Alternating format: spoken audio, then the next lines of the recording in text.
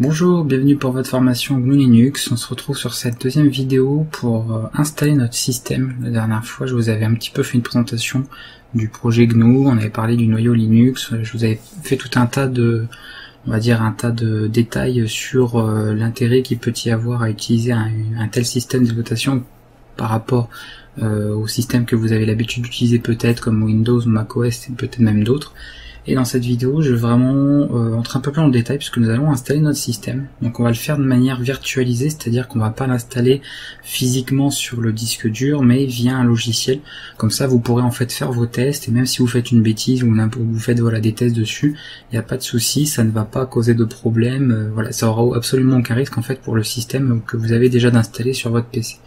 Bien évidemment, cette formation est ou sera, en fonction du moment où vous regardez cette vidéo, complétée par des tutoriels et des vidéos en annexe pour voir comment installer depuis une clé bootable, depuis un CD, ou tout simplement tester un live CD, donc c'est-à-dire sans installer un OS, ou carrément l'installer vraiment en dur sur votre PC, voire même l'installer en dual boot, c'est-à-dire le faire cohabiter avec par exemple votre Windows ou votre système sur Mac par exemple. Voilà, donc dans cette vidéo on va simplement parler un petit peu de on va faire l'installation même carrément du système, et pour cela je voulais vous tracer un petit peu les critères en fait qui peuvent être intéressants, d'accord, par rapport aux distributions. C'est-à-dire que vous allez avoir beaucoup, comme je vous avais dit, de distributions Linux. D'ailleurs, si vous allez sur le site que je vous avais donné dans la vidéo précédente, je vous avais parlé de DistroWatch, et c'est un site qui est assez intéressant puisque on va dire qu'il publie un petit peu tout ce qui est mise à jour, nouvelles distributions qui sortent, parce qu'il faut savoir qu'il y a limite une distribution qui sort tous les jours, voilà, qui est inventée. C'est assez simple, c'est même très simple de créer sa propre distribution de Linux. D'ailleurs, on verra ça dans un tuto. On fera ça pour que vous puissiez créer votre propre distribution, donc avec un certain nombre de logiciels préinstallés, des thèmes, etc., pour que vous ayez en fait une espèce de CD, par exemple, de restauration, ou une clé USB si vous vouliez réinstaller, par exemple, votre système rapidement ou l'installer sur d'autres machines. Ça peut être intéressant. Voilà. Et du coup, donc ce site recense vraiment un petit peu tout, d'accord. Ça permet de suivre un petit peu toutes les sorties, et notamment il y a un classement ici des pages qui est intéressant. C'est sur les distributions qui sont un petit peu, on va dire, populaires sur le moment. Donc vous pouvez retrier par exemple sur les 6 derniers mois, sur l'année complète, etc. Et comme ça vous avez un petit peu les distributions qui sont un petit peu phares, d'accord. Donc ça peut être pas mal de voir par rapport à ça, d'accord, parce qu'on retrouve grosso modo les distributions les plus utilisées, en tout cas de celles qui sont recensées, qui sont indexées. On a quand même évidemment les plus, on va dire, les plus grosses distributions qui sont recensées. Alors vous voyez qu'il y en a vraiment beaucoup déjà. Regardez, si on voit ici au niveau du milieu de la page, on voit qu'il y a beaucoup de distributions. On voit l'Ubuntu, Ubuntu Studio, Ubuntu Budgie, Kubuntu, Xubuntu, Mate, Ubuntu normal, Dragonfly BSD, enfin on a pas mal d'autres systèmes. Il n'y a pas que du GNU Linux, mais vraiment c'est assez complet, donc c'est pas mal d'avoir ça. Alors la première question que vous allez sûrement vous poser, surtout si vous n'avez absolument aucune connaissance de l'univers Linux de manière générale, c'est comment choisir sa distribution. On retrouve d'ailleurs sur internet plein de tutos, plein de gens qui ont écrit qui ont fait plus ou moins des tutos ou des guides pour choisir sa distribution. Et la réponse en fait elle va être très simple, c'est tout dépend de vous. C'est-à-dire qu'il n'y a pas de distribution qui est forcément parfaite pour tout le monde ou qui correspond à toutes les utilisations. Si vous vous souvenez un petit peu de ce que je racontais dans la vidéo d'intro, j'avais dit qu'il fallait que ça réponde surtout à vos besoins, et voilà, avant tout en fait, vraiment, et rien d'autre. C'est-à-dire que vous avez, vous, une utilisation très précise de votre système que vous voulez, et il faut évidemment trouver la distribution qui puisse répondre à un maximum de ces besoins, et pourquoi pas même la totalité si possible. Du coup, sur quoi se baser? Parce que le problème c'est que si vous connaissez un petit peu l'univers Linux, je pense que vous avez maintenant vos petites préférences dans les distributions, vous en avez peut-être testé plusieurs d'ailleurs, mais pour quelqu'un qui débarque complètement dans cet univers, comment en fait on choisit? C'est-à-dire sur quels critères, sur quoi on va se baser? Parce qu'il y a tellement de choses, il y a l'interface, il y a tout ça, du coup c'est quoi qui est vraiment important à prendre en compte et ce qui n'est pas forcément? Parce qu'on lit quand même beaucoup de bêtises sur internet, beaucoup de choses qui sont pas forcément viables, et c'est pour ça que j'aimerais un petit peu, on va dire, restaurer un petit peu certaines choses, pour voir ce qui est vraiment de l'importance, ce qui n'en a pas.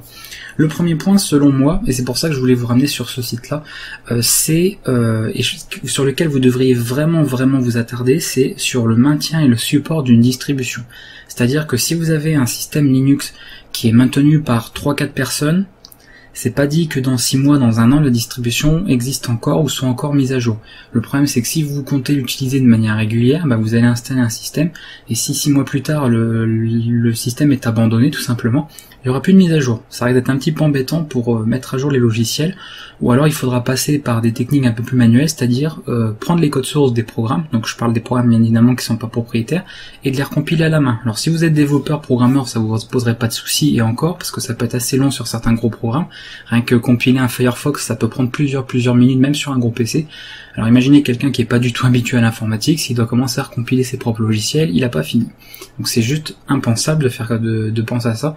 Donc vraiment le plus important, je pense que c'est ce sur quoi vous devez vous attarder avant tout, c'est le maintien et le support d'une distribution. C'est-à-dire que si une distribution a déjà un certain nombre d'années, qu'elle a une communauté qui est tout autour, voire une entreprise, que ça peut arriver, je prends l'exemple de Canonical avec Ubuntu, c'est bien, parce que ça veut dire que du coup, il y a quand même de très peu de chances que la distribution disparaisse comme ça, ou soit abandonnée du jour au lendemain, puisqu'elle est maintenue par tellement de monde que la distribution du coup a de l'intérêt, puisqu'elle est suffisamment supportée, suffisamment maintenue, mise à jour, etc. D'ailleurs, c'est pour ça que c'est intéressant d'avoir ce classement, parce que ça permet aussi de voir grosso modo les grosses distributions qui ressortent. Donc vous voyez Mint, qui est une distribution dérivée d'Ubuntu, qui est qui est pour le moment donc première au niveau du rang. Il y a Debian qui est la célèbre distribution, hein, c'est une distribution mère en fait. Manjaro qui est très importante aussi. Antergos, bon c'est un petit peu un dérivé de Arch Linux, mais c'est une distribution qui est en train de se faire pas mal connaître aussi. Donc je suis pas étonné en fait qu'elle se retrouve aussi haut dans le classement. Et on en a pas mal d'autres aussi, comme Fedora, Elementary qui est très sympa aussi. Voilà, on en a pas mal comme ça qui parlent beaucoup d'elle en fait et qui se retrouvent du coup dans ce classement. Alors attention, c'est pas non plus à appliquer à la lettre, d'accord. Ça veut pas dire qu'ici la meilleure c'est Mint, encore une fois, c'est juste par rapport aux utilisations. Le classement d'ailleurs pourrait très bien changer. Je pense que si on met sur les 1 an, vous voyez que sur certaines choses, bon là on n'a pas trop de changements sur les premières, quoique Ubuntu ici est beaucoup plus haut, mais on a des changements par la suite. Alors, on n'a pas forcément toujours les mêmes, même si on a qu'on retrouve quand même de manière assez régulière. Et vous voyez que la liste peut être très longue. Faut savoir qu'il y en a, je vous avais dit, des milliers. Il y en a des milliers et c'est seulement celles qui sont indexées par le site. C'est-à-dire qu'il y a sûrement plein d'autres distributions qui n'ont jamais, ou qui sont en attente d'indexation par ce site, parce qu'en fait les gens peuvent soumettre leur distribution ou des distributions qu'ils connaissent, et ensuite le site peut, au bout d'un certain moment, l'indexer dans sa base de données. Donc ça peut prendre plus ou moins de temps. Il y a peut-être même des distributions, certainement, qui ne sont pas jamais indexées, ou tout simplement qui sont pas connues du tout du public, donc elles sont évidemment pas comprises dans le lot. Voilà, donc ça je pense que c'est le premier point important. Donc si par exemple, je sais pas, vous avez entendu parler d'une distribution Linux qui vient de sortir, par exemple qui vient d'être développée, qui vient d'être mise au grand public, attendez peut-être quelques mois avant de vous dire je me mets dessus, je l'utilise quotidiennement, parce que rien ne vous dit que dans 6 mois, peut-être même moins, elle sera toujours maintenue et ça risque d'être assez embêtant. Après une distribution comme Ubuntu, donc je prends des exemples, un Mint, etc., évidemment c'est des distributions maintenant qui ont tellement d'années derrière elles que vous pouvez l'utiliser les yeux fermés, il n'y a pas de souci à ce niveau-là. Alors à la base je pensais vous faire une liste de distributions qui peuvent être intéressantes, qui peuvent être recommandées, mais le truc c'est que tout dépend de quand est-ce que vous allez regarder cette vidéo pour certains. Donc si vous regardez cette vidéo en 2019 alors qu'elle est enregistrée là en octobre 2017, la liste, d'accord, on va dire les distributions intéressantes ou non, peut être changée d'ici là. Il y a peut-être des distributions qui n'existeront plus d'ici quelques années, peut-être d'autres qui vont arriver qui sont vraiment intéressants. Donc plutôt que de faire une liste qui serait très vite devenue obsolète, je préfère du coup vous rediriger là-dessus, puisque le site DistroWatch lui permet du coup de garder quelque chose d'assez à jour, voilà, relativement à jour, donc ça permet comme ça de voir un petit peu, de se rendre compte des choses. Donc je préfère que vous ayez voir là-dessus. Après si vous voulez des noms de distribution phares un petit peu du moment, il y a évidemment donc la grosse distribution mère qui est Debian, avec ses dérivés comme Ubuntu, Linux Mint, d'accord, on entend beaucoup parler, l'équivalent Ubuntu mais avec un autre environnement de bureau, mais on va en parler juste après, donc dans la vidéo. Après on a la grosse distribution mère qui est Arch Linux, mais on va en parler aussi un petit peu après, avec des dérivés comme Manjaro, comme Antergos. Après on a la partie on va dire Fedora qui est une distribution très intéressante aussi, on a OpenSUSE, on a Triskel, enfin pas mal de distributions en fait que j'ai même cité dans l'intro dans la vidéo précédente. On a Mageia également qui d'ailleurs je crois que je l'ai vu vite fait dans le classement, voilà, vous voyez elle est 19e donc elle est pas mal. Kali, bon je pense qu'il y en a pas mal qui connaissent, c'est une distribution qui est réservée qui est préconfigurée et avec qui propose des logiciels préinstallés pour tout ce qui est sécurité informatique, mais encore une fois vous pouvez les installer sur n'importe quelle autre distribution, c'est juste que celle-là elle est vraiment prévue pour ça, donc ils ont déjà tout mis dedans pour s'éviter de faire des installations. Et on en a pas mal d'autres également, avec des utilisations assez particulières. Donc grosso modo on a vraiment de tout. Donc ça c'est le premier point. Bon, j'ai été un petit peu long là-dessus, mais c'est vraiment important. Pensez vraiment au maintien et au support. Une distribution qui est populaire a quand même plus de chances d'être maintenue à jour sur les années qu'une distribution qui vient tout juste de sortir, ou une distribution qui est maintenue par 2-3 personnes sur leur temps libre le week-end, où c'est pas dit que dans 4 mois ils vont pas lâcher l'affaire, ils vont pas abandonner le projet et partir sur autre chose. Du coup faites attention à ce niveau-là. Le deuxième point qui peut être intéressant, et ça c'est bien de le savoir, c'est on va dire le type de distribution. Grosso modo vous avez 2 types. C'est-à-dire que vous pouvez choisir, donc ça à vous encore une fois, selon vos besoins, selon ce que vous recherchez, vous pouvez choisir une distribution qui est stable, c'est-à-dire que la distribution, elle a très peu de bugs, voire pour certaines, voilà, vraiment très peu de bugs, donc vous n'avez pas de problème de plantage ou autre. Mais l'inconvénient de sa qualité justement, c'est que vous n'aurez pas forcément les dernières versions des logiciels, puisque vous savez que si un logiciel vient de sortir, faut qu'il soit quand même relativement testé un minimum pour pouvoir être suffisamment stable, pour qu'il y ait des correctifs de fait si nécessaire. Donc ces distributions stables en général ne proposent pas forcément les dernières versions des logiciels, puisqu'ils utilisent des versions un peu plus anciennes, histoire de bien prendre le temps de les tester, de les corriger, et de proposer du coup des versions qui sont moins susceptibles de planter justement. À l'inverse, vous avez des distributions qu'on appelle distributions rolling. Alors si vous voulez des distributions stables, bien on a Debian, qui est l'une des distributions les plus stables qui existent à l'heure actuelle. Vous avez ces dérivés comme Mint ou Ubuntu qui sont très très bien.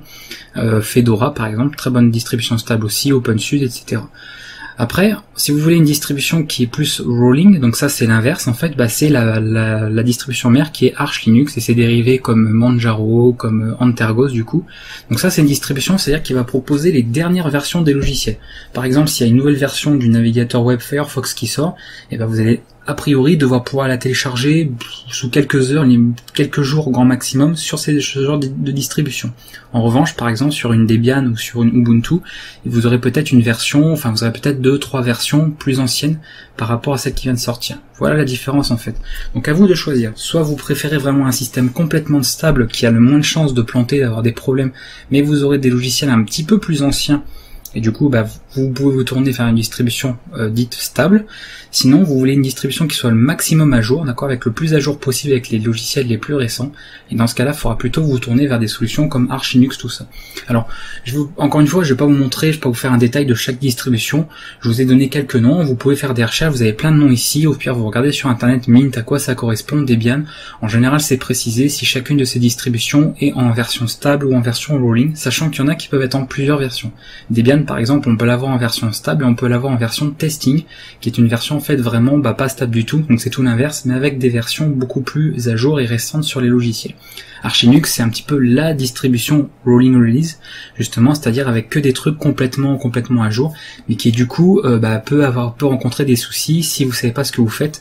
Donc voilà, pas à utiliser si vous voulez quelque chose vraiment de stable. Donc vous vous renseignerez chacun de votre côté en fonction de ce qui vous intéresse. Je suis pas là pour vous dire par exemple prenez plutôt ci, prenez plutôt ça. Moi je vous donne les critères sur lesquels vous pouvez choisir en fait, sur lesquels vous pouvez vous pencher, et après en fonction de vos critères, une fois que vous avez fait votre choix, est-ce que vous voulez prendre quelque chose de bien maintenu, est-ce que vous voulez une stable ou une rolling, et tout ce qu'on va voir après, vous pourrez du coup faire votre choix parmi les distributions disponibles et qui correspondent à ce que vous attendez. Le troisième point qui peut être intéressant, c'est tout ce qui est technicité. C'est-à-dire, est-ce que vous préférez une distribution qui soit prête à l'emploi? Donc je pense notamment à ceux qui font pas de la programmation ou de l'informatique, il peut y en avoir parmi vous qui regardez cette vidéo. C'est-à-dire que vous voulez juste installer votre distribution, et comme pour un Windows ou macOS, une fois que c'est installé, ça va être directement utilisable. Genre il y a un navigateur web d'intégrer, vous avez quelques petits logiciels pour écouter votre musique, regarder vos films, ce genre de choses, et tout fonctionne déjà, voilà, c'est une fois que c'est installé, on peut l'utiliser, il n'y a pas de problème, on s'embête pas plus que ça. Après il y en a d'autres parmi vous qui préféreront avoir une distribution minimaliste, c'est-à-dire il y a limite rien du tout d'installé dessus, c'est tout en ligne de commande, il n'y a même pas d'interface graphique, et c'est vous qui choisissez ce que vous voulez installer dans le moindre logiciel, le moindre programme, environnement, tout ça. Vous pouvez tout configurer à la main, mais évidemment il faut des connaissances un peu plus avancées, puisqu'il suffira pas simplement de lancer une installation pour que tout soit disponible. Donc ça pareil, faites attention, il y a des distributions qui sont pas du tout faites pour être prêtes à l'emploi. Je pense notamment à Arch Linux. Si vous voulez un système déjà prêt à être utilisé, ne partez pas sur Arch Linux, partez sur Ubuntu par exemple, qui est un très très bon choix à ce niveau-là. Voilà, donc ça c'est vous voyez en fonction de ce que vous voulez, et vous pourrez chercher comme ça des distributions minimalistes, prêtes à l'emploi, etc. Vous verrez en fonction. Après, l'autre point qui peut être intéressant, je pense, de manière un peu plus mineure quand même, c'est la philosophie en fait autour de la distribution. On en a parlé dans la vidéo d'intro, rappelez-vous sur le PDF. Est-ce que vous avez préféré une distribution en fait, c'est-à-dire que vous vous fichez un petit peu de ce qui est disponible comme logiciel, c'est-à-dire que ça peut être du propriétaire, du libre, de l'open source, du gratuit, du payant, peu importe, vous prenez tout et n'importe quoi du moment que ça correspond à ce que vous recherchez. Dans ce cas-là, partez sur des distributions qui ne s'embêtent pas trop au niveau voilà, de cette philosophie en fait, de ça. Et vous avez certaines distributions, par exemple je pense à Triskel, qui elle est 100% libre, qui d'ailleurs devrait être disponible je pense dans la liste. Voilà, vous voyez elle est 81e, est-ce qu'on peut voir voilà, une petite présentation rapide. Triskel, qui est une distribution par contre où les développeurs qui l'ont fait respectent le fait, d'ailleurs c'est marqué, vous voyez, distribution 100% libre. C'est-à-dire qu'ils partent du principe qu'ils n'acceptent que les logiciels 100% libres. Donc ils ne proposeront pas dans leur dépôt, on va en parler de toute façon un petit peu après aussi, de logiciels qui sont juste open source ou alors qui sont carrément privateurs, pardon, pour être plus précis. Voilà, donc c'est leur philosophie. Il y en a peut-être parmi vous pour qui c'est important d'utiliser vraiment du 100% libre. Dans ce cas-là, Triskel par exemple, ce serait une très bonne distribution pour vous. Si vous vous en fichez que vous voulez juste n'importe quel type de logiciel, il n'y a pas de souci. Par exemple, dans ce genre de truc, vous n'aurez pas Steam. Pour ceux qui veulent utiliser Steam, notamment pour l'exemple, évidemment, Steam n'est pas disponible sur ce genre de distribution. Alors, avec certaines petites manipulations, on peut quand même réussir à les installer, parce que je vous rappelle que toute distribution Linux fonctionne un peu de la même manière, on peut y installer au final tout ce qu'on veut, mais sachez que la philosophie de base, c'est ça, c'est respecter donc tout ce qui est libre, donc de n'utiliser que du libre. Alors c'est clair que si au final vous voulez utiliser des trucs non libres, c'est peut-être pas la peine de partir sur Triskel pour ça n'aurait absolument aucun intérêt. C'est pour ça que je mets ça comme un point qui est pas forcément prioritaire, c'est plus un critère secondaire en fonction voilà de vous et de vos attentes et de ce que vous avez vraiment besoin. Et le dernier point, pareil, qui est très secondaire mais qui est pourtant souvent mis en avant dans tout ce qu'on peut voir sur internet par beaucoup de gens, c'est l'environnement. Donc on appelle ça l'environnement de bureau, donc c'est l'interface en fait comme ce que vous voyez par exemple ici, par défaut. Voilà, ça par exemple c'est l'interface par défaut de l'OS de Triskel. D'accord. Il y a beaucoup de gens qui font l'erreur de choisir une distribution Linux en fonction de l'interface. D'accord. C'est-à-dire qu'ils se disent par exemple s'ils partent sur Linux Mint, ils auront Cinnamon. Et que du coup s'ils veulent Cinnamon, donc on va en parler un petit peu après, on va montrer un petit peu ça les environnements de bureau, ils sont obligés d'être sur Linux Mint parce que par exemple Ubuntu quand vous l'installez vous êtes sur GNOME, admettons, ou sur Unity si vous êtes sur une version plus ancienne. Sauf que faut savoir qu'un environnement de bureau c'est juste une surcouche. Imaginez que c'est comme un logiciel, c'est-à-dire vous pouvez très bien, je pense notamment à Arch Linux quand vous l'installez, la distribution minimaliste, il n'y a même pas d'environnement de bureau. Voilà, Arch Linux, vous avez rien du tout, c'est à vous de configurer. Donc vous pouvez installer du coup n'importe quel environnement de bureau, c'est-à-dire n'importe quelle interface avec l'explorateur de fichiers, tout ça. Voilà, par exemple, regardez, si on regarde Fedora, par défaut, vous voyez, bon là on a ici c'est une interface sur GNOME. Donc ça, je vais revenir de toute façon un petit peu après dans le détail. Linux Mint, est-ce qu'ils affichent Cinnamon ou Mate, parce qu'on a les deux en fait. Ils ont plusieurs, parce qu'il y a certaines distributions qui proposent plusieurs environnements. Là c'est Mate qui est affiché, voilà. Donc par exemple, qu'est-ce qu'on a d'autre aussi? Qu'est-ce qu'ils peuvent nous montrer? Tergos, voilà, là c'est du GNOME aussi. Donc vous voyez, selon l'OS, en fait, ils ont fait le choix d'un environnement par défaut. Il y en a même qui proposent à l'installation plusieurs types d'environnements et vous pouvez cocher celui que vous voulez à installer. Ça veut bien faire comprendre en tout cas que peu importe votre système d'exploitation au final, que Linux, vous pourrez installer l'environnement que vous voulez. Donc ne vous basez pas là-dessus, sauf si vraiment vous voulez gagner du temps. C'est-à-dire qu'une fois que vous avez réfléchi aux critères, le maintien, donc le support, le type de distribution, qu'elle soit prête à l'emploi minimaliste, et puis la partie, je vous dis, est-ce que c'est 100% libre ou non. Une fois que vraiment vous avez réfléchi à ça, s'il vous reste plusieurs choix de distribution et que vous n'arrivez pas à vous décider, éventuellement à ce moment-là, vous pouvez plutôt opter pour celle qui a déjà l'environnement qui vous plaît le plus. Comme ça, ça vous évitera d'en faire l'installation, ça vous fera gagner quelques minutes. Mais sinon, si vraiment si vraiment vous n'avez pas énormément de choix de distribution et que vous êtes capable de vous décider, ne choisissez pas en fonction de l'environnement. Sachez que vous pouvez le changer, c'est parfaitement changeable d'une distribution à l'autre. Vous pouvez utiliser par exemple Ubuntu, qui à la base est avec Unity ou alors GNOME, et puis passer à un environnement qui s'appelle KDE. Et on va en parler d'ailleurs juste après. C'est tout à fait possible, et inversement, on peut tout changer. Donc on va passer sur ces environnements, d'ailleurs je vais vous en montrer quelques-uns. Donc c'est les plus connus, d'accord, il y en a sûrement beaucoup d'autres, mais c'est un petit peu ceux que moi j'ai eu l'occasion d'utiliser et ceux qui sont pas mal connus, dont on parle beaucoup. Et je vais vous les montrer un petit peu comme ça en image pour montrer que vous allez voir en fait, avec les systèmes de personnalisation, de thèmes et tout ce qu'on peut faire dessus, parce qu'il faut pas oublier que comme Linux est libre, ou alors Linux est du coup beaucoup plus ouvert, On peut personnaliser vraiment complètement son système, pas comme un Windows qui est beaucoup plus fermé, où vous allez être assez limité niveau personnalisation, puisque c'est Microsoft qui dessine, hein, c'est son système à lui. Du coup, voilà des exemples. Donc Budgie, qui est un environnement assez récent, c'est un des plus récents en fait qui existe, qui est très sympa, qu'on va d'ailleurs avoir l'occasion d'utiliser en tout cas pour cette formation. Donc j'ai un petit peu changé par rapport aux anciennes vidéos. Donc vous voyez un petit peu le genre d'interface que c'est, donc on voit hein, que c'est tout de suite beaucoup plus moderne par rapport à certaines choses. Du coup, donc là on est sur Budgie, là c'est encore une autre version de Budgie, mais c'est simplement avec des thèmes différents. D'accord, pour vous montrer, vous voyez là on est plutôt sur du blanc, on est plutôt sur du blanc aussi mais avec un peu de couleur foncée, et là on est carrément sur du noir, avec un espèce de dock, avec pas mal de choses. Le menu, vous voyez que là, donc l'espèce de barre des tâches, tout ça comme on retrouve sur Windows, elle est en haut, et que dans certains cas on pourrait l'avoir en bas. Donc on pourrait vraiment changer à ce niveau-là aussi. Tout est changeable, d'accord, tout est personnalisable, tout est changeable. Donc ça c'est Budgie. On a Cinnamon, donc je vous avais parlé là, qui est sur Linux Mint. C'est-à-dire que Linux Mint, bah, c'est l'équipe de développeurs qui a développé cet environnement de bureau là, qui est Cinnamon. Voilà. Donc une autre version, voilà, avec un autre thème. Donc vous voyez, ça change complètement l'interface, hein, d'accord. On peut complètement changer. Là, c'est une autre version également de Cinnamon avec un dock cette fois-ci. Là, on a Enlightenment. Alors, Enlightenment, c'est un environnement de bureau qui est très flexible, c'est-à-dire que c'est très minimaliste de base, mais vous pouvez tout configurer à la main. Donc, vous pouvez modifier, pareil, l'emplacement, la taille, où est-ce que vous mettez la barre, en bas, en haut, à gauche, à droite, un peu comme les autres, mais ici, c'est vraiment un peu plus poussé. On peut vraiment faire des configurations assez précises, très spécifiques, c'est-à-dire que vous pourriez avoir cet environnement de bureau là avec votre voisin qui serait complètement différent, parce qu'on peut tellement le pousser à l'extrême au niveau personnalisation qu'on peut faire des trucs vraiment très différents, donc très sympa. Donc vous voyez par exemple une version de Enlightenment, d'accord, vous en avez une autre ici donc qui est déjà un petit peu différente, et on en a une autre ici, voilà. Donc du coup vraiment sympa, on peut faire pas mal de petites choses. Là on a GNOME, donc c'est un des plus connus, hein, un des environnements de bureau les plus connus. Alors quand je parle d'environnement de bureau, c'est, vous voyez, c'est l'interface, d'accord, c'est-à-dire ce qui met les barres des tâches, ce qui met les fenêtres, tout ça, ce qui fait l'explorateur de fichiers souvent, donc qui est un logiciel installé dans ces environnements. Et des fois, pour certains environnements, vous avez des logiciels aussi qui sont proposés avec des logiciels, par exemple pour lire les PDF, pour lire la musique, ce genre de choses.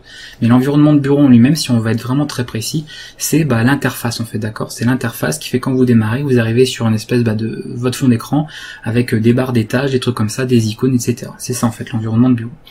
Donc là on a encore un GNOME, d'accord, donc vous voyez cette fois-ci avec un dock, et on a ici un GNOME aussi, donc pareil, vous voyez avec un affichage complètement différent. Là on est sur KDE Plasma, donc c'est voilà, donc c'est un petit peu le nouveau de KDE, d'accord, avec des nouvelles interfaces, ça ressemble vachement à du Windows là. On a une autre version ici de KDE, vous voyez c'est complètement différent, là on est sur du très clair avec des petits effets d'ombrage, là on est plutôt sur du foncé au niveau de la barre, et là c'est une version un peu plus ancienne qui ressemble vachement à Windows Vista, pour ceux qui connaissent un petit peu, on y retrouve certaines références. Là on est sur LXDE, c'est un environnement un peu plus léger, un petit peu plus ancien aussi, vous voyez que l'interface est un peu plus vieillotte, il est fait pour les PC, notamment les vieilles machines. Si vous avez une vieille machine, ça peut être intéressant d'installer cet environnement là, puisque du coup il est beaucoup plus léger, il tournera plus facilement sur des vieux ordinateurs. Là une autre version d'LXDE, pareil. Là on est sur Mate justement, vous voyez un petit peu ici, donc une version un peu plus foncée, ou ici qui est déjà beaucoup plus moderne. Donc vous voyez comment on peut changer. Là on a quelque chose d'assez vieux en fait quand on regarde bien au niveau interface, là aussi, et puis là vous voyez d'un coup paf on passe à de l'ultra moderne. Donc vraiment on peut tout modifier, ça c'est vraiment bien à savoir.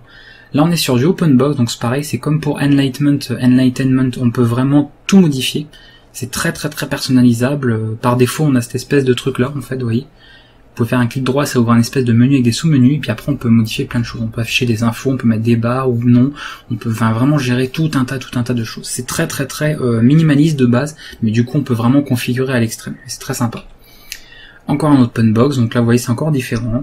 Là on a du Panthéon, donc Panthéon c'est les développeurs de la distribution Elementary OS, c'est eux qui ont fabriqué qui ont conçu en fait cet environnement de bureau. Mais pareil, vous n'êtes pas obligé d'être sur Elementary OS pour utiliser leur environnement de bureau Panthéon. Panthéon peut être installé sur Ubuntu par exemple. C'est ça que je tiens à vous expliquer, c'est que vous pouvez installer l'environnement de bureau de votre choix sur n'importe quel système. Vous n'êtes pas obligé de prendre le système en question qui l'a par défaut. Là on est encore sur du Panthéon, et là aussi, donc vous voyez ça change pas mal, ça fait assez macOS au niveau interface là. Au niveau des couleurs, vous voyez le gris comme ça, c'est voilà, ils s'en sont pas mal inspirés d'ailleurs, hein, avec le dock et tout ça. Là on est sur Unity, donc ça c'est du Ubuntu sur les versions actuelles, parce que Unity va être abandonné là sur les prochaines versions d'Ubuntu, donc avec l'espèce de barre ici à gauche en fait, avec les applications. Donc il n'y a plus de barre des tâches en bas, en haut c'est pas vraiment une barre des tâches, c'est avec quelques icônes mais c'est tout. Donc c'est un autre type d'interface, vous avez une version ici, pareil, d'accord, c'est Unity, vous avez la version là, voilà. Ça vous voyez, les fenêtres en fait, quand vous ouvrez une fenêtre, et ben le menu de la fenêtre se met ici. C'est une autre manière de concevoir une interface. Là on est sur XFCE qui est un petit peu plus léger que GNOME et KDE, donc c'est un petit peu le trio en fait. Il faut savoir que le trio des environnements c'est GNOME, KDE et XFCE. C'est un petit peu ça dont on a entendu parler le plus, mais celui-là fait partie donc de ce fameux trio d'environnement de bureau. Donc là un autre type avec certains thèmes, et là vous voyez pareil un autre système de thèmes avec un très joli dock, d'accord, avec effet de transparence et tout, reflet.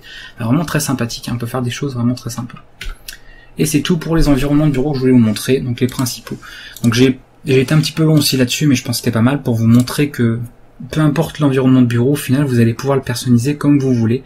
Donc il faut que ça reste vraiment le dernier critère sur lequel vous allez choisir votre distribution. Encore une fois, le plus important c'est le support de la distribution, son type, est-ce que c'est stable, est-ce que c'est en rolling, et après l'accessibilité, est-ce qu'elle est prête à l'emploi ou est-ce qu'il va falloir la configurer à la main. Tout dépend de ce que vous voulez en faire. Si vous voulez bidouiller votre distribution, ça peut être sympa de partir sur un truc minimaliste. Si vous voulez juste l'installer pour remplacer votre Windows ou faire cohabiter avec Windows pour aller surfer sur YouTube ou Facebook, je ne sais quoi, c'est peut-être pas la peine de partir sur une Arch Linux. Voilà.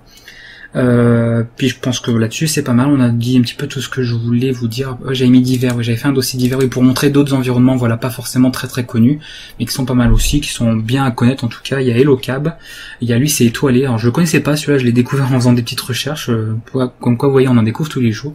Donc voilà, qui est un petit peu vieillot au niveau interface, mais il y a des gens qui aiment bien ça, donc pourquoi pas.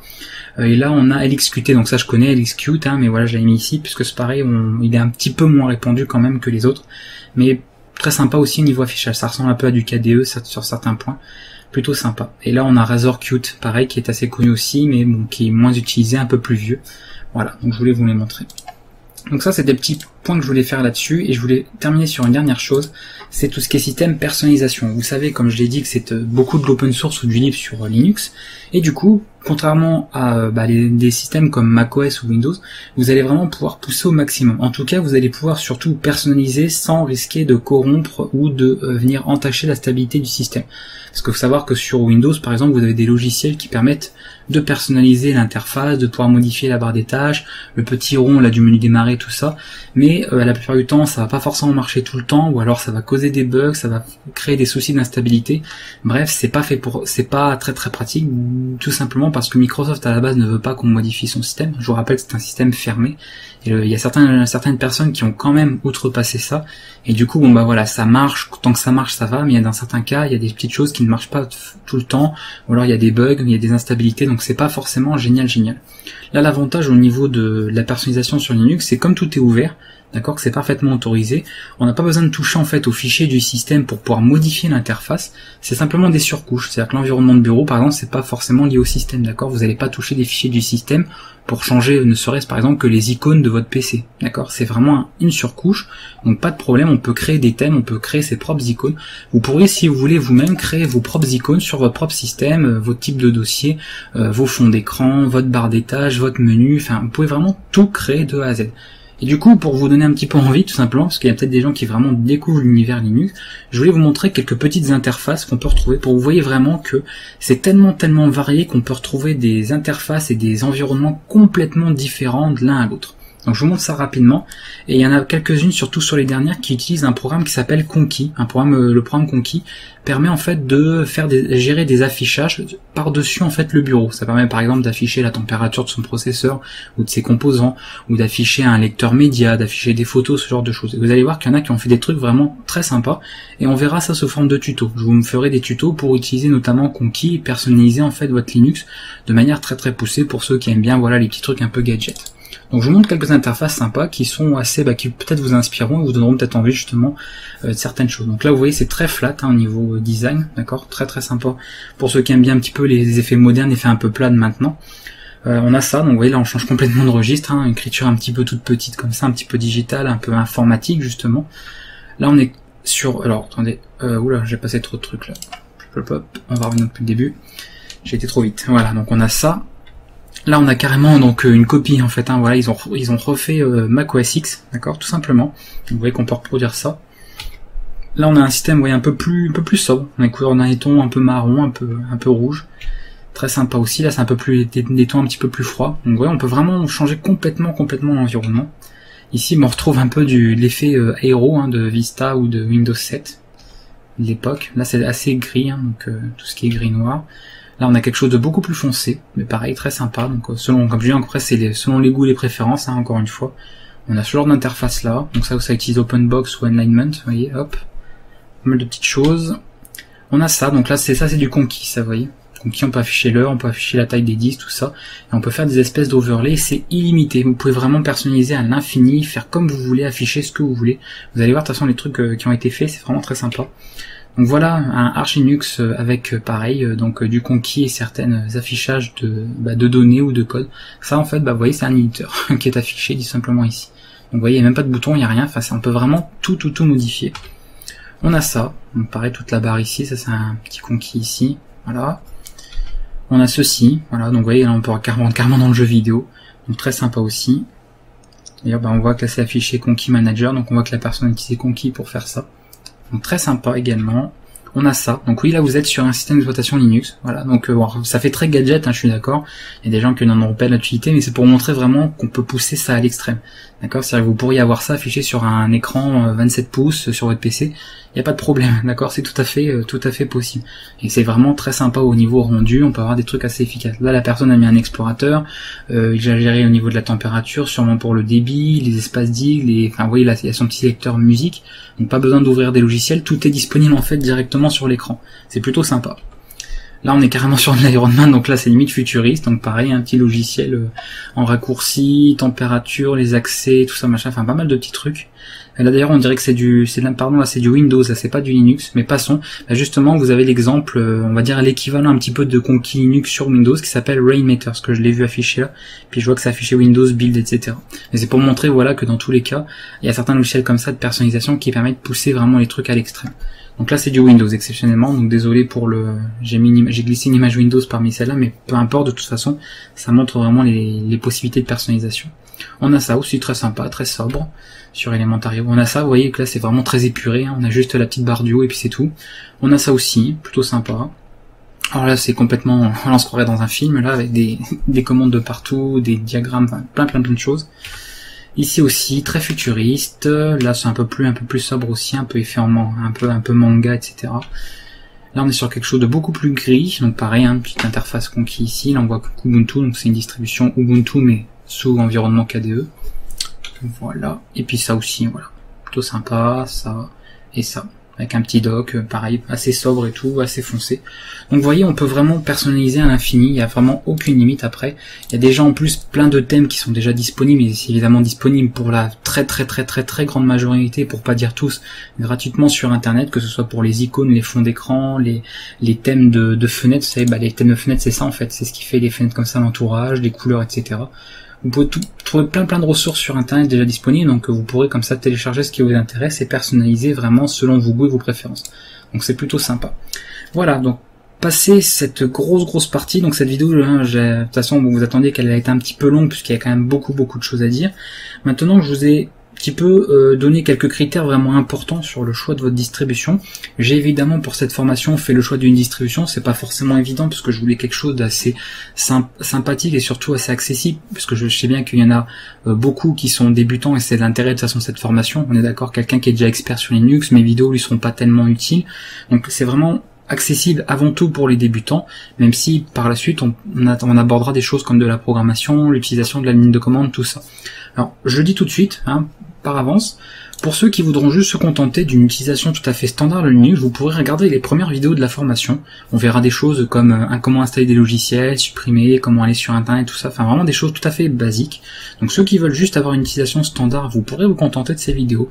Et pour ceux qui voudront aller plus loin, les informaticiens, les programmeurs, bien vous pourrez continuer la suite des vidéos de cette formation, puisqu'on abordera, comme j'ai dit, la ligne de commande, paramétrage réseau.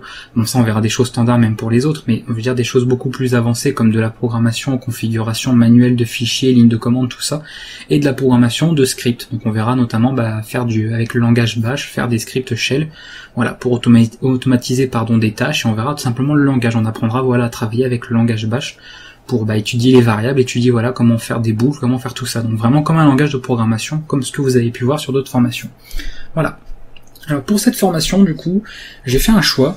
Je me suis dit que partir sur une distribution Ubuntu serait très bien, parce que c'est un petit peu la plus populaire, c'est dont on entend parler partout. Et j'avais vu justement, je vous avais dit que j'aimais bien l'environnement de bureau Budgie, celui que je vous avais montré là tout à l'heure, qui est celui-ci. Voilà, que j'ai jamais vraiment l'occasion d'utiliser. J'ai fait des tests très rapides, mais j'ai pas utilisé par exemple sur plusieurs mois ou plusieurs années, parce que c'est quand même très très récent.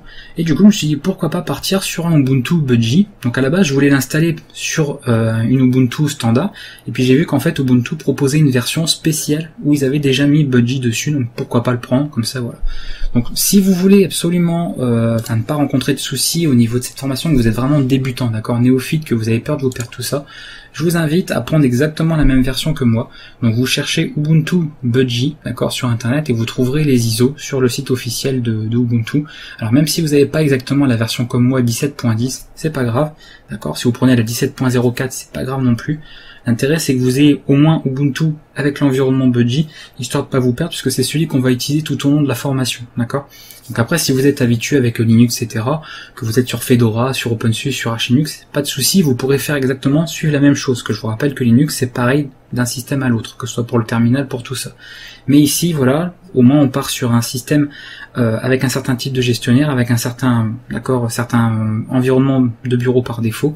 Donc pour ceux qui découvrent vraiment, qui ne veulent pas s'embêter, partez sur le même système que moi, comme ça vous suivrez les vidéos de la même manière, tout simplement. Alors ce système, nous allons l'installer, d'accord, ça fera la fin de cette vidéo, on s'arrêtera après à l'installation du système, puis on découvrira l'environnement dans la prochaine, sinon ça ferait une vidéo vraiment trop long. Donc pour l'installer, comme je vous avais dit, on passera par de la virtualisation, c'est-à-dire qu'on va virtualiser en fait un disque dur, on va créer en fait un espèce de faux disque dur qui sera en fait un fichier, plutôt d'installer vraiment sur mon disque ici physique, comme ça je pourrais sans problème faire des bêtises en fait sur le système, ça n'aura aucun risque pour le système hôte, c'est-à-dire le système qui est installé ici en réel. Donc on va pour cela utiliser, vous pouvez récupérer le logiciel VirtualBox. Alors vous avez d'autres logiciels comme il y a aussi VMware, il y a aussi QEMU, etc. Il y a pas mal de logiciels faits pour de la virtualisation, c'est-à-dire pour installer en fait un système en virtualisé. Je vous recommande celui-là, il est gratuit dans tous les cas, il est open source, je crois, oui, open source.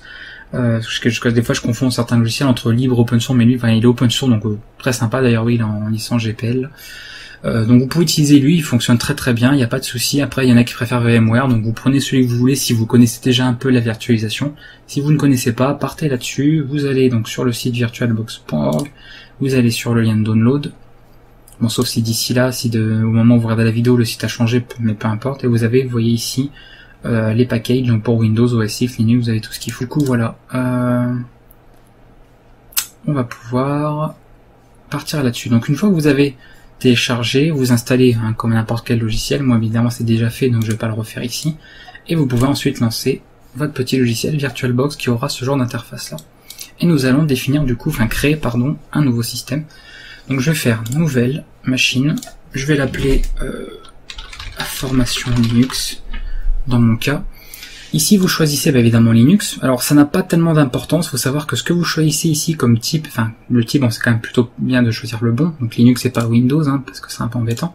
Mais ici, c'est plus pour en fait que le système paramètre par défaut la taille minimale en fait du disque, etc. Donc, si vous savez pas trop quoi prendre, c'est pas grave. Moi, dans mon cas, c'est facile. Comme c'est une Ubuntu, je vais mettre Ubuntu. Et comme j'ai pris un ISO 64 bits, je vais installer en 64 bits. Sinon, de toute façon, la plupart du temps, vous voyez, il y a du Arch Linux, Debian, donc vous pouvez prendre ce qui correspond.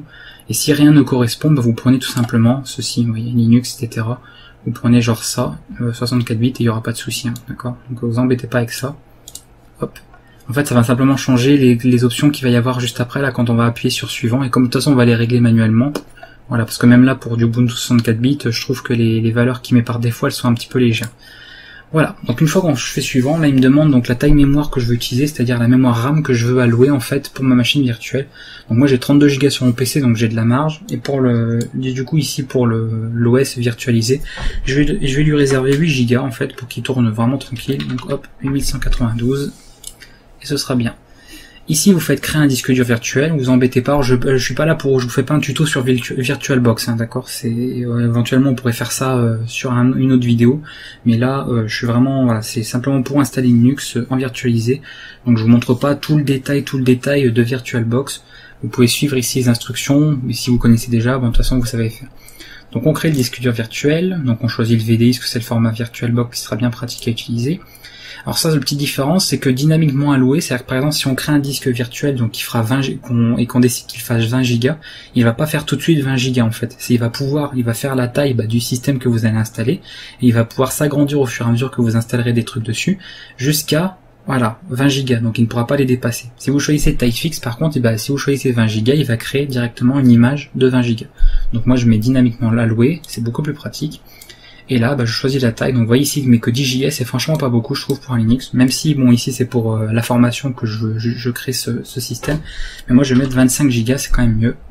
Pour même 30, il n'y a pas de souci, même 50 si vous voulez. C'est pas un problème. Et voilà. Et vous voyez, c'est créé ici. Là, je passe à la configuration rapide. Pareil, je suis pas là pour faire un petit tuto sur VirtualBox. Donc vous pouvez faire un peu les mêmes réglages que moi. Vous allez dans Système, Mémoire vive, vous vérifiez qu'il a bien mis ici la bonne chose. Dans Processeur, vous mettez le maximum de cœurs que vous avez, tant qu'à faire, autant utiliser au maximum. Donc moi, comme voilà, c'est un quad-core 8 threads, donc du coup je mets CPU 4. Et accélération, alors ça je peux laisser, c'est bon, mais c'est surtout au niveau affichage, ici, je vais cocher accélération 3D. Voilà, c'est pas de bien à voir. Mémoire vidéo, vous pouvez mettre au max que vous avez, c'est pas mal aussi. Et ça, on va laisser le son au réseau, je m'embête pas avec ça, voilà. Au niveau stockage, c'est là que ça va être important, il va falloir sélectionner notre ISO. C'est-à-dire qu'on va, en fait, ça, le stockage, ça simule en fait un lecteur CD. Donc moi, comme j'ai un ISO, on va simuler en fait qu'on a mis en fait un CD d'installation dans un lecteur pareil ici qui est virtuel. Donc vous allez sur le contrôleur IDE, ici vide, vous cliquez sur le petit disque et vous choisissez votre image. Donc moi, bon, elle est déjà téléchargée évidemment, donc vous récupérez bien l'ISO, d'accord, sur internet avant tout. Vous téléchargez, donc vous voyez, moi c'est du Ubuntu Budgie en AMD 64, donc version 64 bits, et voilà, et je fais OK. Et normalement ici c'est bon, je vais pouvoir démarrer l'installation, donc je fais démarrer. Alors si au pire vous avez des petits soucis avec VirtualBox pendant que vous suivez cette vidéo, vous n'hésitez pas à laisser un commentaire dans la vidéo, enfin sous la vidéo, il n'y aura pas de problème, je vous aiderai. Voilà. Donc là on va suivre l'installation. Alors je pense que je ferai une coupure dans la vidéo pour que vous voyez pas toute l'installation de début à la fin parce que ça risque d'être un petit peu long. Mais en tout cas pour le début, je vais vous montrer comment que ça se passe. Donc là on voit pas mal de choses qui se passent. Donc là il affiche Ubuntu Budgie, donc c'est bon. Alors hop, on va laisser par défaut et on va l'installer donc en virtualisé. Alors par défaut c'est des live CD, c'est-à-dire que le système va démarrer en fait, vous voyez, là il démarre directement sur l'interface sans être installé. Parce que vous pouvez tester en fait le système avant même de l'installer, donc là bon c'est sur du virtualisé, donc on va l'installer directement, on va pas s'embêter. Ok, alors est-ce que là je peux...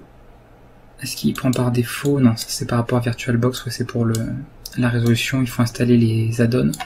Mais ça on regardera par contre dans la vidéo prochaine je pense pour les installer, parce que c'est quand même plus pratique de les avoir. Alors, au niveau de l'installation, donc vous voyez, on peut décider d'essayer directement l'Ubuntu. Moi, je vais choisir de l'installer. Donc vous choisissez la langue que vous voulez, faites installer, et c'est tout. Voilà, alors télécharger les mises à jour pendant l'installation, oui, de toute façon comme je vais couper la partie installation pour pas que ce soit trop long, je peux le faire. Et ça c'est si vous voulez installer donc tout ce qui est pilote pour le Wi-Fi, MP3, etc. Puisque dans certains pays, le MP3 n'est pas autorisé, d'accord, au niveau des... Parce qu'il y avait des droits, bon, même si au moment où je fais cette vidéo, les droits le MP3 sont passés en fait, puisque il y avait une durée en fait, si vous voulez, de protection au niveau des droits, et maintenant ça a expiré, donc le MP3 va pouvoir rentrer dans ce qui est autorisé, mais là ça a évidemment pas été pris en compte depuis. Donc si je vais les prendre quand même, allez hop, ce sera fait. Continuer. C'est pas pour le peu que ça installe en plus. Le Wi-Fi c'est bien de le prendre, et pour ceux qui utilisent en Wi-Fi. Sinon vous risquez d'avoir des petits soucis pour configurer, et le but c'est d'avoir un truc qui fonctionne quand même rapidement. Donc ça c'est typiquement le genre de distribution qui est prête à l'emploi, c'est-à-dire qu'une fois qu'elle va être installée, on peut directement l'utiliser. Elle est très simple à prendre en main pour les débutants. Pour ceux même qui ont un niveau beaucoup plus avancé, vous pouvez partir là-dessus. Faut pas penser qu'Ubuntu c'est que pour les néophytes, ça peut être très bien pour n'importe qui. il n'y a pas de problème. Et ici, donc exceptionnellement, comme je suis sûr de virtualiser, je fais effacer le disque qui est installé Ubuntu. Alors ça, attention, Budgie, pardon. Si vous êtes en train d'installer directement sur votre disque physique, parce qu'il y en a peut-être qui le font, je sais pas, ne faites surtout pas ça, sinon vous enlevez tout ce que vous avez sur votre disque. Donc si vous avez un Windows installé root, vous perdez absolument tout, ça va tout effacer. Il faudra à ce moment-là aller sur autre chose et de faire vos propres partitions. Mais je fais pas ça pour ce tuto-là, il y aura d'autres vidéos où je vous expliquerai en détail comment faire du dual boot ou multi-boot, ce genre de choses. Là on est sur un disque virtuel, rappelez-vous celui que j'ai créé là de 25 Go, je crois que c'était ça, ouais, 25 Go. Donc du coup je fais effacer le disque et installer dessus. Voilà. Donc là il me dit voilà tout ça, il me fait la confirmation, continuer. Donc vous voyez, très simple, hein, vous voyez là je suis pas obligé, j'ai pas besoin de rentrer des lignes de commande, faire des trucs très techniques, j'ai juste des petits boutons, je lis ce qui est marqué, enfin c'est très simple, c'est vraiment, comme je vous dis, accessible pour tout le monde et c'est vraiment prêt à l'emploi. Là on choisit le fuseau horaire, donc moi je vais garder ça. Alors le clavier, bah pareil c'est selon ce que vous voulez, donc moi je m'embête comme c'est français en France, je prends français et français tout seul comme ça. Vous pouvez même tester le clavier, voir que ça fait bien la disposition que vous voulez, d'accord. Donc moi c'est ok, alors par contre là il est un peu embêtant mais... ah bah non, il s'agrandit en fait. Et oui, ça date automatiquement, regardez, hop. Voilà, bah très bien, il n'y a pas besoin d'installer les add-ons de VirtualBox, bon bah tant mieux. Ok, donc ça c'est bon, on passe à la suite. Alors, oui. Donc le nom, donc ça c'est nom, prénom, enfin vous mettez ce que vous voulez encore une fois, d'accord hein. Voilà, moi je vais mettre les vrais comme ça, voilà. Le nom de l'ordinateur, Linux, hop. Choisir le nom d'utilisateur, bon on va garder, on va mettre chat champagne, hop. Mot de passe, on va mettre un mot de passe par défaut, on s'en fiche, de toute façon c'est du virtualisé. Ici, vous pouvez bien cocher chiffrer mon dossier personnel, c'est simplement pour chiffrer tout ce qui est documents, images, etc. qui fait que, bon là c'est installé en virtualisé donc ça n'a pas forcément d'intérêt, mais sur si c'est installé en dur, ça veut dire par exemple que quelqu'un qui n'aurait pas votre mot de passe ne pourrait pas accéder à votre répertoire personnel. Même s'il change le disque dur de PC, qui vient le brancher sur notre PC, il lui faudrait évidemment le mot de passe, d'accord, qui permet de déchiffrer le disque. Donc ça c'est vraiment intéressant si vous voulez protéger vos données. Donc par défaut vous pouvez le chiffrer, c'est très très bien. Évidemment demandez un mot de passe pour ouvrir une session, évidemment. Donc voilà, et l'installation va pouvoir démarrer. Donc vous voyez c'est vraiment très propre, bon, déjà le Budgie est vraiment sympa comme environnement. Je trouve ça, enfin personnellement moi après c'est question de goût, hein, je trouve ça, j'aime bien quoi, au niveau interface. C'est pour ça que je voulais vous proposer celle-là pour la formation, ça fait assez moderne, ça fait pas trop vieux, parce qu'il y a certaines distributions qui ont des vieilles interfaces. Et ici on est sur quelque chose de vraiment très moderne. Et voilà, de tout, l'installation démarre, et vous voyez vous avez plusieurs petites, bon, pour patienter, c'est pas très très long, hein, surtout si vous avez une machine assez récente. Du coup vous avez pas mal de petites choses qui sont affichées, hein, vous montre un peu les logiciels disponibles, tout ça, bah, l'interface de mon Budgie qui est très sympa, vraiment très sympa. Donc voilà, donc là on vous met que le menu de Budgie fournit un accès rapide à vos applications. Vous pouvez les ranger par catégorie ou par vue compacte. Il y a des menus déroulants, enfin il y a pas mal de choses que je dis, j'ai jamais vraiment utilisé dans le détail moi, très rapidement, et c'est très très sympa. Donc apparemment Chromium est déjà installé, donc c'est l'équivalent en fait de Chrome, hein. Firefox aussi on peut l'avoir. Donc je vous mets quelques logiciels par défaut, LibreOffice, hein, donc c'est la suite libre hein, pour faire du traitement de texte, du tableur, hein, comme on avait parlé dans la vidéo d'intro. Là, il nous parle des logiciels médias, donc il doit y avoir VLC dans l'eau, je suppose, ou peut-être pas, non, GNOME et Rhythmbox pour la musique. Donc vous voyez, il y a pas mal de trucs par défaut qui sont déjà mis, hein. Lecteur pour vos photos, il y a GIMP, je vois apparemment, pour faire de traitement d'images. Et GNOME logiciel, donc c'est une espèce de petite ludothèque en fait, un Logitech, c'est-à-dire que vous allez pouvoir trouver des programmes en fait proposés. C'est une espèce, imaginez une espèce de petit magasin, sauf que bon, la majorité, pratiquement tous les logiciels sont gratuits, et vous pouvez comme ça choisir par catégorie ce que vous voulez et les installer en fait, mais c'est quelque chose qu'on apprendra à utiliser, hein, évidemment. N'oubliez pas que la formation s'adresse avant tout aux débutants, donc vous apprendrez à utiliser tout ça pour installer vos logiciels ou les désinstaller. Puis après voilà l'assistante. Donc là du coup bon je vais je pense couper, enfin je vais en fait je sais pas si je couperai la vidéo à cet endroit, parce que ça va quand même suffisamment vite, donc peut-être pas, parce que comme j'ai pas mal de choses de toute façon à vous dire au fur et à mesure. Donc là on avait fait le tour, je crois que vous avez montré les thèmes, les environnements de bureau, voilà ouais. Donc je vais faire éventuellement un petit rappel, de toute façon en attendant je vais pas forcément couper, c'est pas tellement nécessaire pour 2 minutes, 2-3 minutes. J'ai quand même un bon PC donc ça va aller très vite. Donc rappelez-vous, hein, pour le choix de la distribution, avant tout une distribution qui soit un minimum connue, prenez pas un truc qui est inconnu du bataillon. Une distribution après, choisissez si vous voulez quelque chose de stable ou qui soit très récent, mais du coup qui est plus susceptible d'avoir des problèmes. Et puis après, pareil comme ici, par exemple, voilà une distribution prête à l'emploi, c'est pas mal. Si vous voulez avoir une utilisation tout à fait basique, ça ne partez surtout pas sur du Archlinux, ce serait vraiment une mauvaise idée. Après, c'est beaucoup la philosophie, est-ce que vous voulez du libre ou pas, absolument du libre ou non. Là, par exemple, Ubuntu n'est pas une distribution 100% libre, parce que quand vous installez des greffons MP3 ou autre, c'est pas mal de choses qui ne sont pas libres. Donc c'est ou certains pilotes, par exemple pour le Wi-Fi ou pour certains matériels très spécifiques. Et puis l'environnement par défaut, ça c'est un choix très secondaire. Moi ici, j'ai pris celui-là parce que ça m'évitera de l'installer, mais voilà, j'ai pas choisi cette distribution parce qu'elle est sur Budgie. J'ai choisi parce qu'elle est avant tout, parce qu'elle est stable, qu'elle est connue, c'est l'une des plus connues qui existe de toute façon, Ubuntu, et parce qu'elle est vraiment prête à l'emploi et que c'est très pratique par rapport à cette formation, puisque vous êtes quand même pas mal de débutants, enfin parmi les abonnés, donc moi vous aurez quelque chose de directement accessible et directement utilisable surtout. Donc ce sera bien pour tout ce que nous aurons à voir dans les séances prochaines. Donc là l'installation se passe, d'accord, donc c'est pas très très long. Donc il installe un petit peu tout ça, et après il va proposer de redémarrer, du coup on arrivera vraiment sur le système installé. Donc vraiment très sympa, niveau interface. Après les fonds d'écran et tout c'est évidemment changeable, je pense que je vous apprends rien. Mais même par défaut déjà, j'aime bien les couleurs aussi, c'est sympa. Très sympa, très sympa. Donc là on arrive sur la fin, on est en train d'installer les paquets. Alors j'en ai pas parlé, mais c'est pas mal aussi. Il faut savoir qu'il y a pas mal de gestionnaires de paquets, donc on en parlera dans les vidéos prochaines. C'est-à-dire pour installer tout ce qui est logiciel, etc. On a des gestionnaires, c'est-à-dire qu'ils vont garder par exemple un historique de ce que vous avez installé sur votre système. Vous voyez que ça a été rapide. Et ici, il faut savoir, donc on en reparlera de toute manière, que le type de gestionnaire sur les distributions basées sur Debian, donc Debian, Ubuntu, Linux Mint, etc. et sont des paquets, le gestionnaire de paquets Deb. On a le gestionnaire pour des paquets RPM comme Fedora. On en a également un autre pour tout ce qui est par exemple Archinux, tout ça. Voilà, mais ça c'est des choses on verra dans le détail. Après, pareil, on choisit pas une distribution en fonction de son gestionnaire de paquets, même si il y en a qui préfèrent Deb à RPM, ou qui préfèrent le système de Archinux aux autres. Et c'est beaucoup une question de, c'est beaucoup du secondaire en fait, parce qu'au final, voilà, ils sont tous sympas à utiliser, ils ont tous un peu le même objectif. Donc là, j'aimerais bien qu'ils le prennent en compte parce que j'ai fait entrer, il veut pas faire des redémarrer. Alors please remove, ça c'est quand par exemple vous avez un disque, voilà, il ouvrirait le lecteur pour enlever le disque, ou retirer une clé USB. Mais normalement, il est censé redémarrer tout seul. Là. On verra, sinon je le redémarrerai à la main. C'est possible que ça.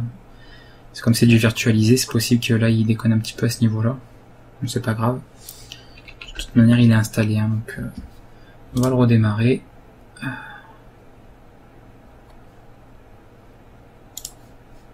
Hop.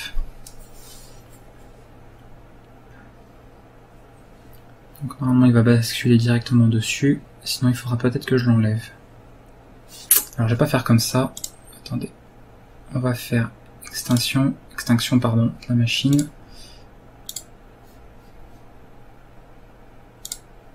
Hop. Je vais enlever en fait le disque, comme si j'ai enlevé le disque. Donc je vais retourner dans la configuration, vous pouvez faire pareil aussi. Vous retournez dans la configuration stockage, ici. Ah bah il y est plus en fait. Si, il est là. Mais ça c'est en fait le système installé, ça c'est le disque dur, SATA. Donc le disque n'y est plus, donc c'est bon. Oui, donc voilà en fait. C'était bon. On démarre, c'est pas grave.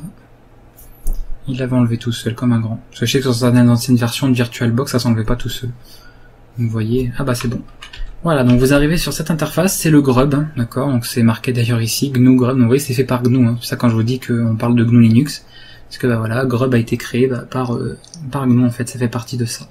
Donc le Grub c'est simplement une petite interface qui vous permet de choisir en fait le système au démarrage, qui a également d'autres options, il faut pas croire que c'est juste pour choisir un l'OS au démarrage, il y a également d'autres utilités, mais bon on va pas s'attarder là-dessus, c'est déjà assez technique, donc pour nous, pour le moment ça nous intéresse pas du tout.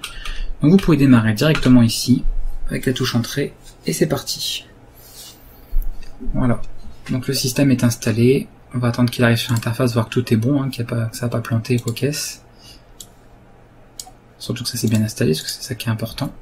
Et on arrivera du coup à la fin de cette vidéo. On s'arrêtera là, elle était suffisamment longue comme ça. Après bon, j'ai pas dit non plus grand chose, hein. Grosso modo je pense que voilà, vous avez vu un petit peu, on a fait le tour. Je sais surtout, ce qu'il faut retenir, c'est les critères de choix d'une distribution. Après, n'hésitez pas, si vraiment bon, vous avez peur de vous tromper ou de faire des bêtises, prenez la même que la vidéo. Comme ça, vous n'avez pas de soucis. Quitte à me demander dans les commentaires que je vous donne le lien exact de la distribution que j'ai pris là, il n'y a pas de problème. Puis si vous connaissez déjà un petit peu Linux, bah évidemment, ou que vous avez entendu parler d'autres noms que vous connaissiez pas avant de regarder la vidéo, bah faites des recherches sur internet, hein, on trouve largement tout ce qu'il faut à ce niveau-là. Voilà. Alors, du coup, vous voyez, interface très sympa par défaut. On va mettre du coup le mot de passe. Et c'est parti. On arrive sur le bureau. Donc l'interface du coup Budgie, donc l'environnement de bureau Budgie. Que je vais découvrir du coup dans sa version un peu plus récente, puisque j'avais testé moi on va dire c'était un peu les prémices, hein, les débuts de l'environnement. Donc c'était pas forcément aussi au point maintenant, c'était même pas forcément conseillé de l'utiliser. Donc là vous voyez, il a bien retrouvé ma connexion donc internet sur mon installation physique. Et voilà, donc par défaut, franchement, en plus ouais, je vois que les add-ons fonctionnent bien. Les add-ons en fait c'est des petits plugins en plus de VirtualBox, hein, le logiciel qu'on utilise pour virtualiser, qui permettait notamment, vous voyez, de redimensionner la résolution automatiquement de l'OS virtualisé. Donc là, bah, je vois que c'est bon, et c'est très sympa, voilà. Donc il y a pas mal de petites choses pour débuter, donc nous on s'en fiche parce que, évidemment, vous allez être formé sur cet OS pour ceux qui ne connaissent pas. Donc vous voyez, par défaut, l'interface est vraiment très bien. Donc je suis content en fait d'avoir choisi cette distribution-là, et cet environnement-là au final, parce qu'il est très sympa, très moderne, ça change un petit peu ce que de GNOME qu'on voit toujours partout, KDE, etc. Là on est sur quelque chose de vraiment neuf, hein, ça fait très 2017 quoi au final. Donc beaucoup de petites choses, donc je vous montre rapidement, hein, d'accord, vous voyez un petit peu, d'accord, hop, niveau de, un petit peu que la tête que ça. Évidemment on prendra le temps de découvrir un peu tout ça dans le détail. Voilà, donc vous voyez très sympa au niveau de l'affichage. Budgie Welcome, c'est ce que je viens de fermer tout à l'heure. Ah, ça c'est la phrase secrète pour le chiffrement justement. Donc quand vous avez ça, donc c'est pas le clic là qui l'a démarré, c'est ça a démarré tout seul, voilà. Vous faites exécuter cette opération et là vous choisissez, vous allez devoir taper un passe-phrase. Donc c'est une espèce de gros mot de passe qui va en fait chiffrer ce qu'on a coché tout à l'heure à l'installation. Moi je vais mettre la même chose que mon mot de passe, mais bien évidemment faites pas ça. Alors vous voyez rien s'afficher à l'écran, c'est normal, d'accord. Sur Linux, ça on le verra plus tard, surtout en ligne de commande, quand vous tapez un mot de passe, par sécurité il n'affiche rien. Comme ça la personne ne sait même pas combien de caractères il y a. Donc je tape une fois, je fais entrer, et voilà, hop. Donc moi je m'embête pas parce que c'est pas un vrai système, donc j'ai mis un peu n'importe quoi. Et là vous voyez, paf, directement, il y a un gestionnaire de mise à jour qui vous dit il y a plein de mises à jour à faire. Hop. Enfin il n'y en a pas tellement, mais on voit quand même qu'il y en a. Donc ce petit logo que vous voyez ici, c'est le logo de Debian. Donc ça montre bien, vous voyez, que Ubuntu est bien basé sur Debian. Je l'avais dit. Debian c'est vraiment la distribution mère et Ubuntu qui en dérive. Donc ça, bon, on va laisser comme ça. De toute façon, tout ce qu'on voit ici, on le verra vraiment plus tard, d'accord. Environnement, enfin vraiment l'explorateur, tout ça. Donc vous voyez, c'est très fluide, très sympa. C'est vraiment sympa. C'est propre en tout cas, ça fait très moderne. Donc voilà, on s'arrêtera pour cette, on va s'arrêter là en tout cas pour cette vidéo, tout simplement pour cette petite séance. Maintenant que le système est installé, l'intérêt, c'est qu'à la fin de cette vidéo, vous vous retrouviez tous comme moi, d'accord, dans mon cas. Et pour ceux, bien évidemment, qui ont déjà un Linux, c'est que vous ayez un Linux prêt pour la suite des vidéos. Mais vous, pour vous, je m'inquiète pas, vous avez déjà le nécessaire et vous savez un petit peu ce que vous faites déjà. Je m'adresse surtout à ceux qui découvrent vraiment. Voilà, si une fois que si vous en êtes arrivé au même point que moi, c'est que c'est bon, vous allez pouvoir attaquer la suite. Sinon, évidemment, s'il y a eu des petits soucis, des petits problèmes avec VirtualBox ou une installation, quoi qu'est-ce, un paramétrage, vous me laissez un petit commentaire et puis je viendrai vous aider comme d'habitude pour vous dépatouiller et qu'on se retrouve du coup au même point ici pour attaquer la prochaine séance, puisque dans la prochaine séance, nous allons tout simplement découvrir cette interface. Alors, évidemment, si vous êtes sur un autre Linux, vous n'allez pas découvrir la même interface, ça paraît logique. Mais on va surtout parler de choses qui sont assez standards, qu'on va retrouver d'un OS à l'autre. Donc, mais ici, du coup, comme on est sur Budgie, on va surtout montrer un petit peu ce que propose Budgie, puisqu'il y a des petites particularités propres à chaque environnement de bureau. Ils ont chacun leurs petites caractéristiques très sympathiques. Voilà, écoutez, on se retrouve pour la séance numéro 3. Donc on découvrira un petit peu ça en détail maintenant que c'est installé. Donc là, je vais juste faire ça, fermer, éteindre la machine. Donc vous avez juste à faire ceci. Là, vous voyez, votre distribution est ici, d'accord, pour utiliser en virtualisé. Hop, c'est prêt pour la prochaine vidéo. Donc on verra tout ça en détail et puis après on attaquera les autres vidéos pour vraiment avoir une utilisation standard de notre OS avant d'attaquer des choses beaucoup plus techniques. Si vous avez des questions, des remarques, quoi qu'est-ce, n'hésitez pas à le poser dans les commentaires ou directement sur notre serveur Discord. Encore une fois, le serveur Discord, pour rappel, parce que je sais qu'il y a certaines personnes qui savent pas forcément, quand vous allez sur la bannière de YouTube, vous voyez qu'il y a des petits liens en bas à droite de la bannière et il y a une petite tête de robot en violet, bah, c'est le fameux, c'est l'icône en fait de Discord, du fameux serveur, que vous pouvez du coup rejoindre pour venir discuter avec les abonnés. On est déjà plus de 300 sur le serveur, donc c'est plutôt sympa. Il y a du monde, et comme ça permet de participer un petit peu, et puis de participer un peu et d'être présent parmi la communauté, pas de vous sentir un petit peu à l'écart. À bientôt tout le monde, et puis on se retrouvera du coup pour la 3e séance. Ciao.